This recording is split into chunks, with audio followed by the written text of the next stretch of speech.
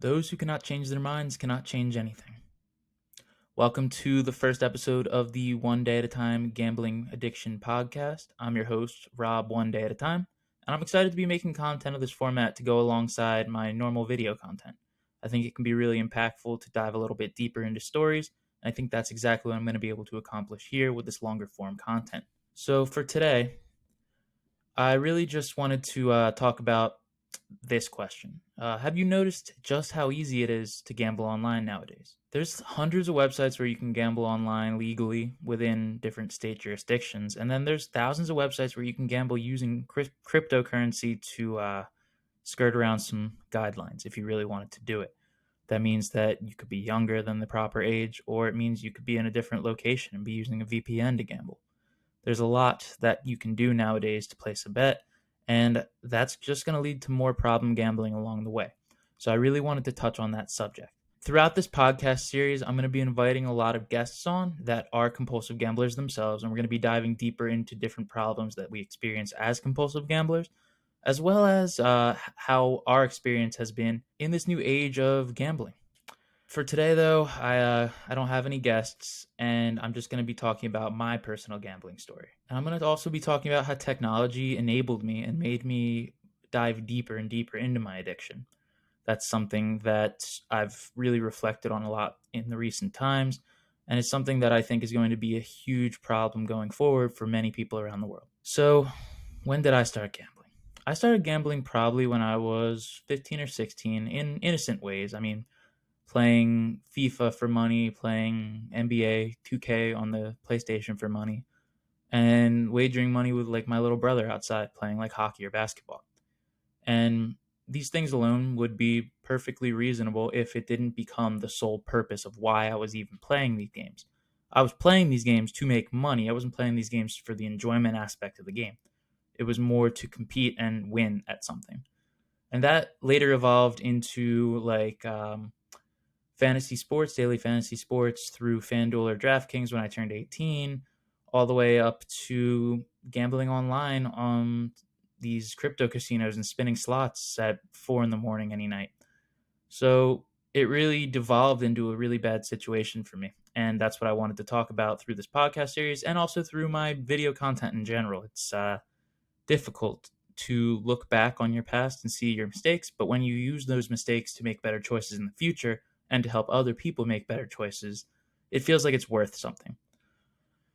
So, gambling was so addictive for me because it was finally something that I was doing that I felt like I could not only win at, but just become really good at.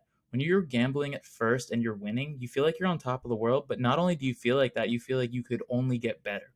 You're aware of the fact, of course, that you could lose, but as long as you're winning more than you're losing, it doesn't really matter in your mind. And that leads a lot of people who are just starting as gamblers that are winning to say, hey, I want to be a professional gambler, or I want to gamble instead of working a job. And as we all come to find out, that doesn't quite work out, especially if you're a problem gambler who's placing up to 90 to 100 bets a day. You're not going to end up winning the majority of them because you're stretching and stretching, and your bets are getting less familiar to you, especially when you're looking at sports betting. You might win your first bet on the basketball team you've been studying, but then you're not going to win the bet at 4 in the morning that you're placing compulsively on Chinese basketball just so you can feel something. So it got addictive for me because of its ease of access and the competition aspects behind it. And then, of course, like seeing that you can make large sums of money at a young age without having to work a job, without having to do the 9 to 5, it leads you to just come up with these illogical reasons why you should be a professional gambler. So for me, I always thought that gambling would be my main source of income, that I could live a life of crazy adventure, of philanthropy, of traveling the world and gambling everywhere. And whenever I needed money, I could just go to a casino and make more, like it was an ATM or something. So for me, I realized that I had a problem probably when I went to Sydney. So I spent a semester in Sydney in Australia, and if you're flying from, I live in the Philadelphia area. If you're flying from the Philadelphia area to Australia, it's about 18 hours of flight time. So with layovers, it was almost like a 22, 23 hour experience for me flying over. And that experience, I can't sleep on planes. So when I arrived, I was just exhausted. But I had been reading up and I was excited about going to the Star Casino in Sydney, which was walking distance from my student accommodation. And basically, I dropped my stuff off in the room, started walking right down the street, and found myself playing poker on 0 hours of sleep just because I was so excited to go and gamble. And I was there for a semester where I spent 5 days a week, up to like 5, 6 hours a day in the casino, wasting my money and wasting my time, which is the real killer. So I think I realized I had a problem when I went broke there. Um, and I went broke many times, as many problem gamblers will tell you. I went broke in Sydney one night betting on, it was like the lead up tournament to the Australian Open. I was betting on like these no name women's tennis players, just trying to make it big with any game that was on. And I ended up losing, which law of large numbers is just going to happen to you if you keep betting. And I couldn't afford to pay the bookie, so I had to have my mom wire transfer me money to Australia. It was a whole mess. But things were really down there. And that happened many times throughout my life and is the reason why I ended up seeking help for addiction. And I started going to Gamblers Anonymous maybe early February of 2022. And since that point, I've had 2 relapses, but pretty much every other day from that point until now has been gamble free. And my new bet date is November 12th of 2022. So I've been clean for well over 100 days now, and I'm doing well. But let's take a dive into the technological aspects of gambling in the modern day right now. So, when you're 18 in America, you can't legally gamble at casinos, but you can legally use sports books that are registered in Curacao, in all these little islands in the Caribbean, such as Bovada or Bet Online. So, you're enabled to go and play that no matter really where you live in America. There's a few exceptions, but they're not many, and you can pretty much start betting from the point you turn 18, and that was before the crypto casinos even came out. um, well, you can use crypto on those casinos, but the crypto casinos I'm referring to are like the stakes of the world, or the roll bits, or the roobets, the ones that are popularized by the YouTubers now online, where they spin crazy $100,000 bonus buys and just spend like a jaw-dropping amount of money that just shows how unrealistic it is for everyone else, but that's beside the point. um, so when I was 18, I started using Bovada, and I would be sports betting every single day. And that just pretty much continued. I would bet every single day until I turned 23 and started trying to get it together. When I was betting every day, I was experiencing weak spots in my friendships, my relationships, my college life in general was pretty crap because I was always focused on betting rather than on, growing and having new experiences. I was always focused on trying to make more money for some unknown reason now. But yeah, it was never enough. I had to keep going and going, and usually I kept going until I lost it all. And that's a common character pattern of compulsive gamblers. If you stop and you think back, and you are, so this is noting that you are a compulsive gambler. If you stop and think back, why was I chasing money? A lot of times you're going to be like, oh, well, I don't really know. I'm happy with what I have in the moment, but I'm always just wanting more for an unknown reason. And I noticed that about myself. It's like, why was I trying to double my money? Why was what I had not enough? It was not like I was going to get a mansion and retire if I want to bet. It would just be like a couple hundred more dollars. Why was I risking the little bit that I had as a student? It just doesn't make much sense. And that's not to justify if I had a lot of money saying like, oh, I need to double it so that I can buy a house, because that's also just scaled up of the insanity and the just ridiculousness of gambling. But so when I turned 21, I live in New Jersey, so I was able to gamble with FanDuel and DraftKings right away, because New Jersey was one of the 2 states, with Nevada being the other one, where gambling has been pushed for the last 40, 50 years. Sometimes, well, more than that. And that went just about the same as Bovada. It didn't really matter what the format was for me of the gambling. The feeling was the same. The rush was the same. Just became like a cleaner look to start losing money. And then that progressed to me realizing that I had a problem, putting in for self exclusions, which I'm going to talk about in a little bit more detail in a minute. But self-exclusions in New Jersey, and then I would either go to Pennsylvania to bet using the same apps when I got an urge, or I would use a VPN to gamble on one of the crypto casinos. So there is always a way around it if you really want to gamble. The roadblocks that you put up for yourselves are just kind of like legal entity disclaimers for these big corporations to just say, "Oh, it's not our fault." Like FanDuel offers a self-exclusion. Well, what do you get when you self-exclude from FanDuel? You can't wager in their home casino in the state of New Jersey when you self-exclude. So there's nothing stopping you from driving 15 minutes to Philadelphia. There's nothing stopping you from using your girlfriend's phone, from using your mom's account to bet.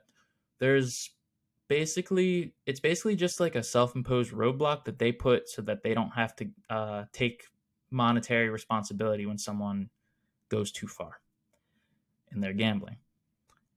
And that's dangerous. It's very dangerous, but it's also showing that the one solution that we're being offered to problem gambling, other than going to meetings, is pretty much useless.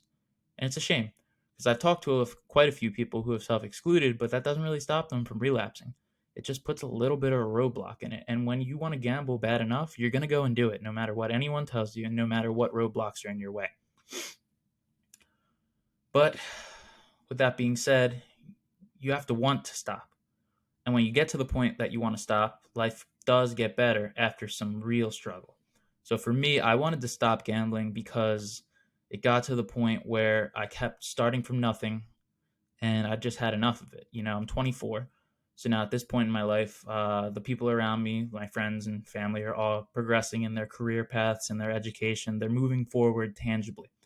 And my day's productivity was measured by whether or not I won my bet. And if I didn't win my bet, then, my day was a waste. If I won my bet, then I was on top of the world. And that's not sustainable. And more often than not, you have terrible days as a result because you're basing it on things that are out of your control. So after just basically getting kicked around by myself for 7 years, I decided maybe there's a chance that maybe I should do things differently if I want to feel differently. And that's why I'm here.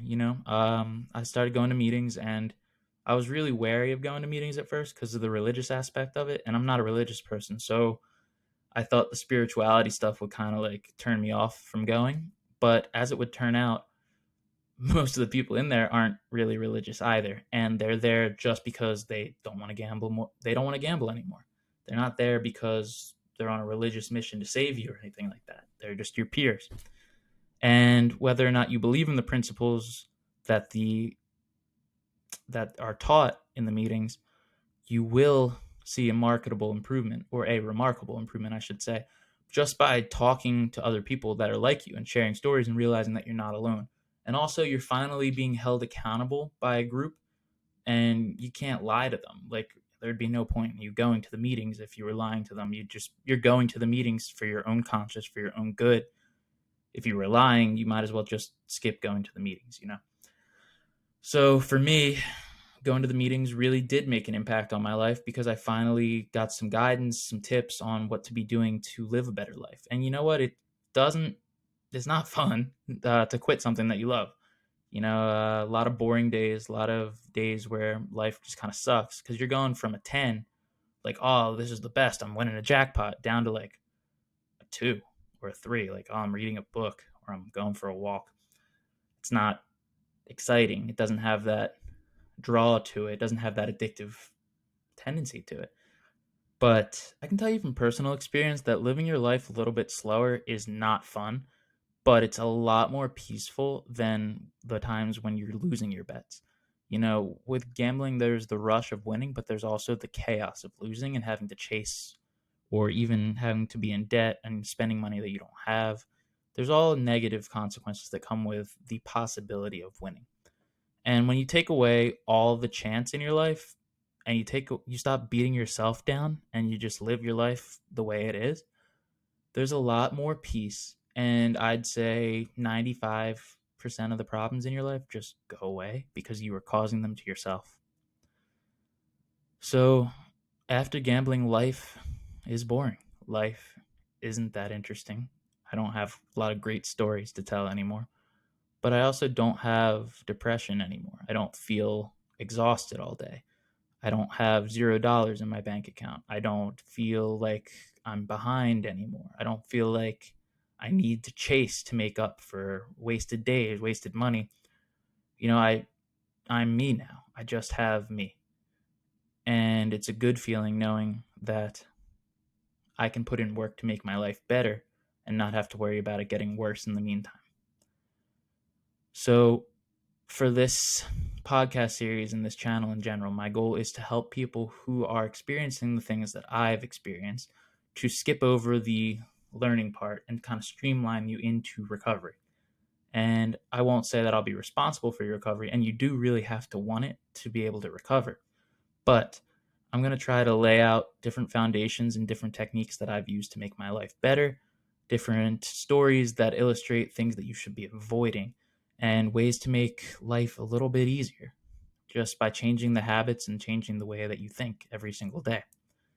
So, the next episode of this podcast, I'm going to be having a close friend of mine named Colin F. He's a compulsive gambler as well. He'll be joining for a deep dive into gambling in the modern day. So, we're going to talk about the technology that's involved. We're going to talk about the addictive tendencies, the increase in addictive tendencies as a result of that technology.